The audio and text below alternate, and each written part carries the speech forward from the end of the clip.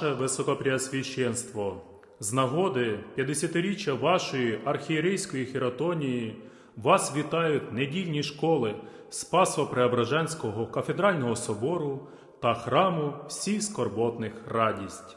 Ми, діти, прийшли вас сьогодні вітати. І щирі слова вам хочем сказати.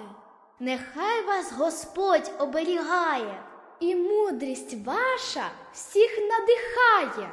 На Божій дорозі ви стільки пройшли, і зерна молитви усюди зійшли.